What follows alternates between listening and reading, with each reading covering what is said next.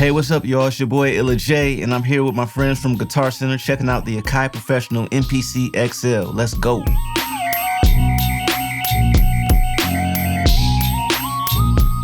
I have a lot of history with the MPC, going back to my brother, rest in peace. The MPC 3000 and even the MPC before that was one of his favorite machines to produce a lot of his music on. And it always has a special feel when I touch it. And all of my mentors that produce, they all use the MPC. So it's very amazing to see how far it's come from very limited sampling time to the point now where you can pretty much do everything. It's basically a SSL board mixed with a MPC where it is now. So yeah, it's really an amazing piece of equipment.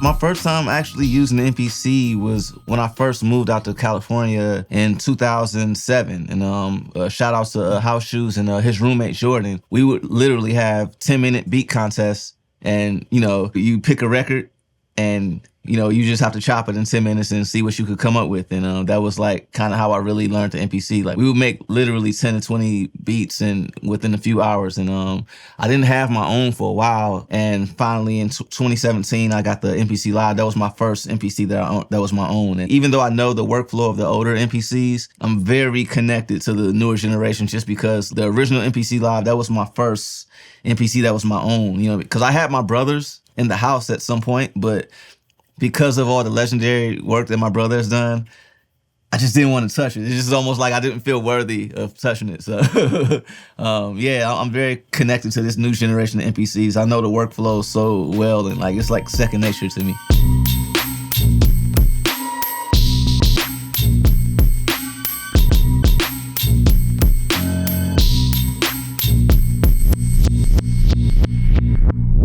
My favorite new feature, honestly, is the channel command, just because usually if you wanted to adjust something on a specific track, you would have to go to the mixer and I would have to go to the effects page. But now I can just go straight to track effects right there, and it shows you all the effects on that track. It's the same with going to, if I want to go to my outputs or sub mixes, it's easy to jump back and forth as opposed to, if I want to scroll all the way through and then go all the way to the outputs, I could just go outputs, sub mixes, tracks. So it makes the workflow a lot easier. And then for me, it's important to capture the natural feel when I'm making music. I feel like that's one thing that the MPC is a master at, is capturing your natural feel. So when I hit the pad, it captures exactly how I hit it, and I can stay in that moment and loop it and just overdub and add to those moments. And then what's cool about the touchscreen is that, say I set up a snare and I put it on the step sequence. So I'll do that right now.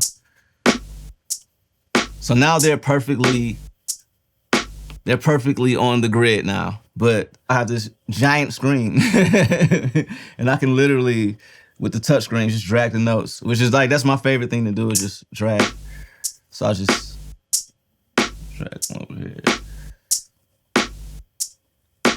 And if I want to, I can stretch the screen out while I'm doing that to get a better view, to see how much I'm dragging it, but it just gives you so much more control over your tracks. It's literally a DAW, standalone. So usually you would have your laptop and you might have a controller here on the side or a keyboard to type in stuff, but I have literally all of that.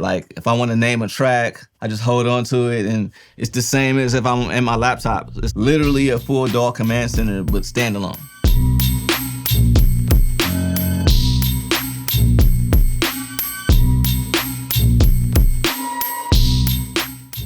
So everyone has their own workflow. That's what's so cool about the MPC, is that I know for sure all of my homies that have an MPC, we all work on it completely different. And I feel like that's what's so cool about it, because you can make it sound like you. For me, when I'm starting my beats, I start with my drums. I'm just rhythmically inspired. So everything else, melodically with the sample, you just kind of know when you're listening to the sample if it's in tune with those drums, and also if it could fit in the pocket of the beat. But yeah, I'll start some drums and then kind of go from there.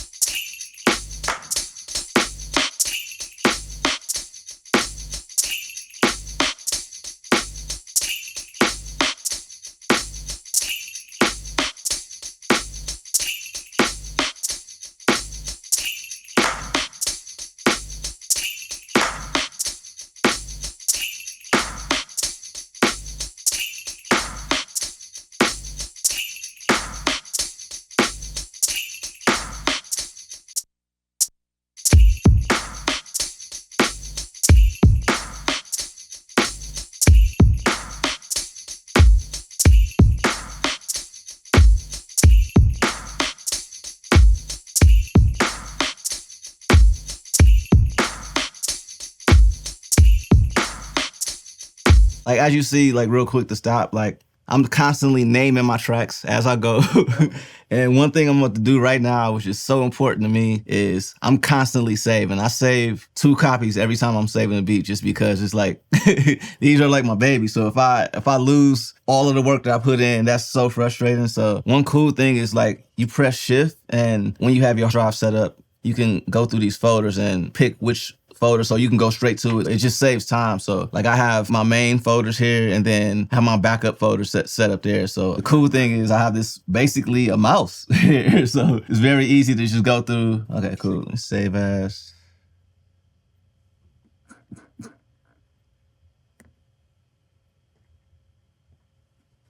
When it comes to like adding the sample to the groove, for me, the drums and the rhythm part, that's kind of like the easy part to me, in the sense of like I have a good feel for how I want a rhythm to be. And then the sample part, to me, that's like the magical part, because that's when a mistake can turn into, oh, this is dope. I didn't mean to do this, but I could think one part that in my mind, I had my mind made up to use this one part, and then like I might trigger a pad where it's like, oh, that's it right there. You know what I mean? So, but yeah, I'll show you how I usually chop my samples. I have this 1/6 sample from the APM library that I was thinking about chopping for this. Shout outs to APM library, it's pretty dope.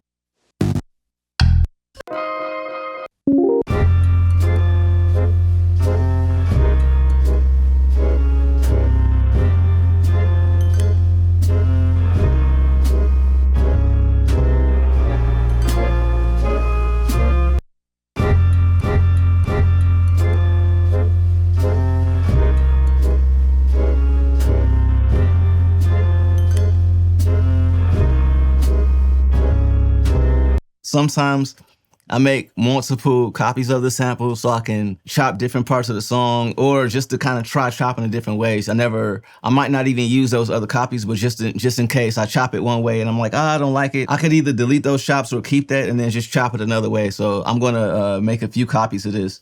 And again, talking about the new MPCs, have so much space. So on the older generation, you can only go so far. Like you eventually max out of space. But 256 gigs, this is pretty powerful.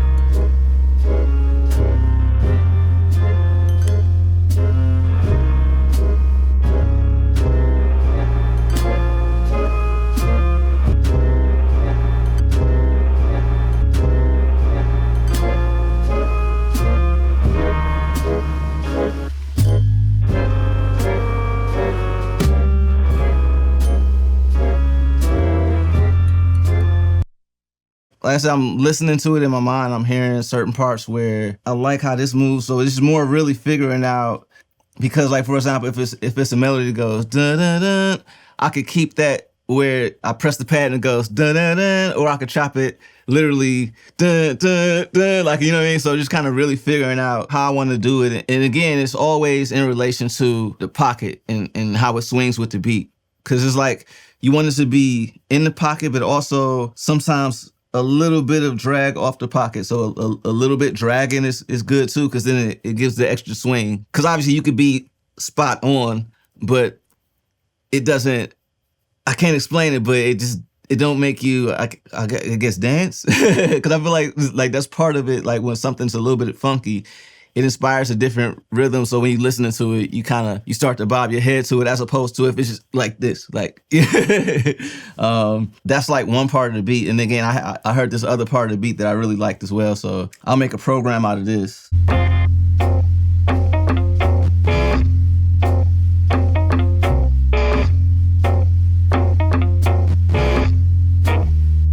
And the cool thing about the step sequencer strip is it's used for so much more than just a step sequencer. For me, I use it mostly for track mutes. So like this becomes all of my tracks. Because I'm working in such a fast workflow now, everything's the same color, but I usually, as I'm making my track, I'm changing, like, because you can literally just hold on to it and I can just change the color of the track. So that way it stands out in a way. So now that track is red. So when I mute it, like I know exactly as I'm going across. And then also I can set my cue links to the step sequencer. So I have a track mute across. I can also see the volume for each track. So it literally the same as a mixing board on the MPC itself. So you have a full control center, just like the Pro Tools Pro Control. Like you have your little mouse on there with your buttons that you can control the DAW, stretch the waves. It's literally a full studio right here. Like really, like no cap. This is a full studio right here.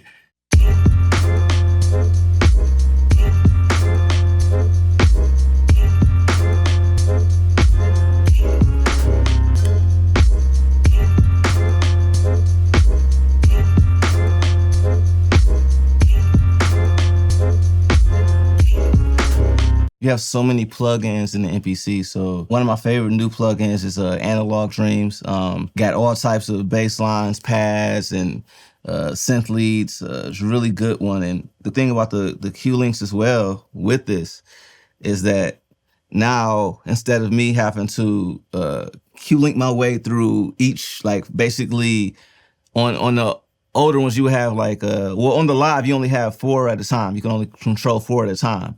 And even on the other MPC X, they're all like kind of right here in different sections, but then you kind of have to, you know, this one is straight across. So each page, like every parameter on the page is like right here. So you don't have to jump around. So it just enables the workflow to be that much faster because like if I'm on the oscillator page, I can just twist the oscillator like immediately instead of having to jump through the cue links to go to specific pages. But yeah, this plugin has a lot of sick sounds in it. Trying to see, I think I like this one right here, if I'm not mistaken. I have this in another beat.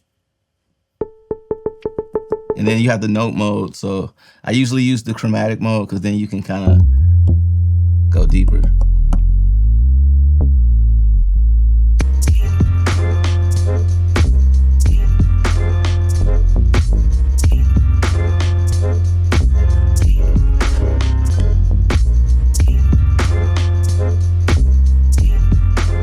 So right now, all of the synths in the MPC, like they have categories, so you can literally just double tap and, you know, like if I need a bass or I need a lead synth, like everything is right there. So I can literally go pick, you know, whichever I want. So I'm like, okay, I need a bass. So I'm gonna just go through the sounds. But right now I'm looking for a lead sound. So you can audition while you're going through them and kind of try them out, you know, trial and error.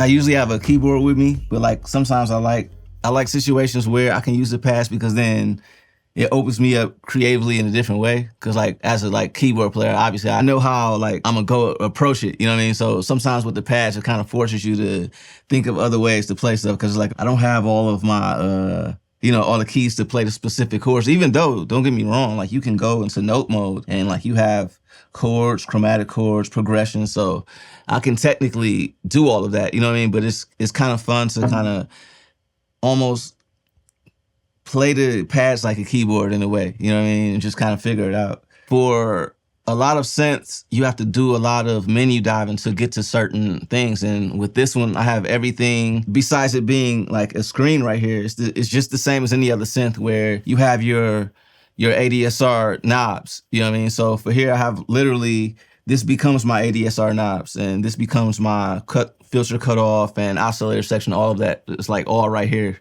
So you have the same hands-on feel as any other synthesizer. It's very key, just because don't get me wrong, you have good plugins where you can mouse click and you know, tweak parameters. But at least for me, I'm more of a hands-on kind of guy, so that works perfect for me because then you can stay in the workflow. So like as you're playing something, you can tweak as you play, as opposed to let me click something and then play something, click, play, back and forth. I can adjust in real time while I'm performing. I can tweak the parameters. So that's like, I feel like that's very key in the flow of making something because you want as least distractions as possible. For me, that's what's so cool about the standalone workflow is like, I've pulled out synths, I've copied a sample 5 times, I pulled out drum kits, and I've done all this without a computer. Like, that's insane. It seems like we're so used to, you know, these kind of things these days, but this is in the world of its own with everything that it can do. And then I have mic inputs, and it's literally a full studio. It's literally a full studio. And again, the workflow, staying in the moment. Like, that's, to me, personally, when I'm recording music, whether I'm doing vocals or I'm making a beat, the staying in the moment part, that's the most important part. To me, that's where all the magic happens. Having the technology where I can be so hands-on and I don't have to be distracted figuring out how I can do the next thing. Like, everything I need to do is like right there.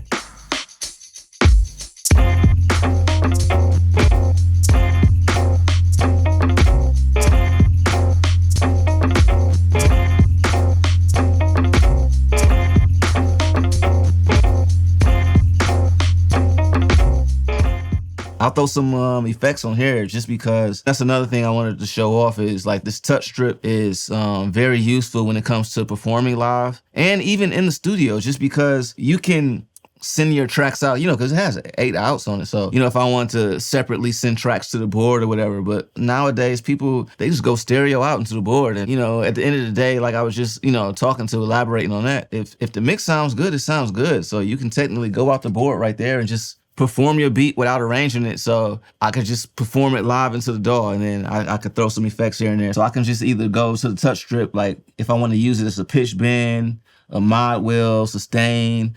I also have this new thing, which is the note strum. So I can pick a synth and now.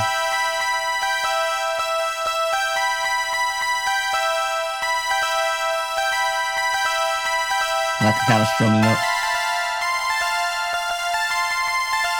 And then like you have different things you can do with that. My favorite is the touch effects though, because then if I have a live beat going, I can like, so now I have it on. So now for this time I'll use like, I guess I'll use the reverse. So I can reverse it.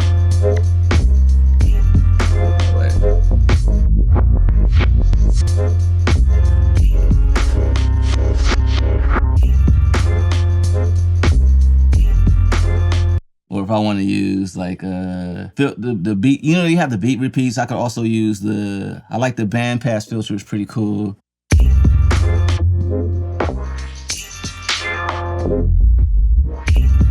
Like that's a good one. And like if you like say you playing your track live into a DAW and you want to like do a natural fade out, because like you could do a fade out with the plug-in, but then you can literally fade it out like in real time. So, like,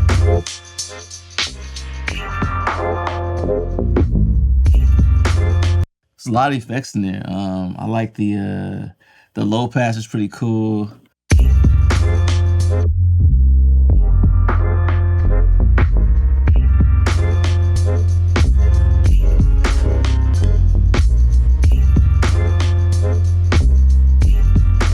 But yeah, the touch strip is like, honestly, that's one of my favorite things on the new additions that they added this, because previously they had it on the MPC Studio and the MPC Key 61. So I'm really happy they added that to the new generation MPCs. Oh, also, if I wanted to set like this is one of my favorite things is the Q link pads. If I wanted to do an effect for like let's see, make sure.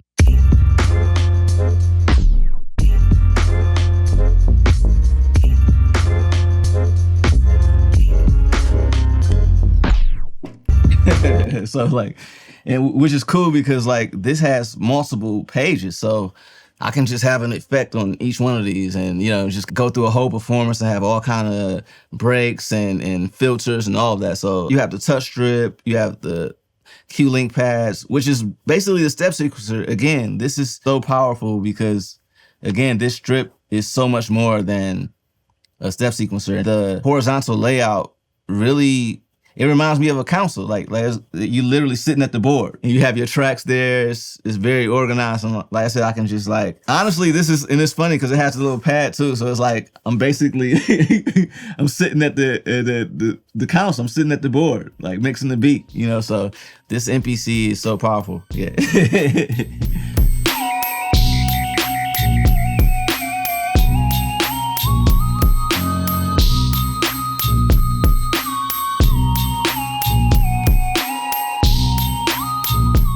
If you want to learn more about the Akai Professional MPC XL, you can go to guitarcenter.com, contact one of their expert gear advisors, or you can check it out yourself at one of your local GCs.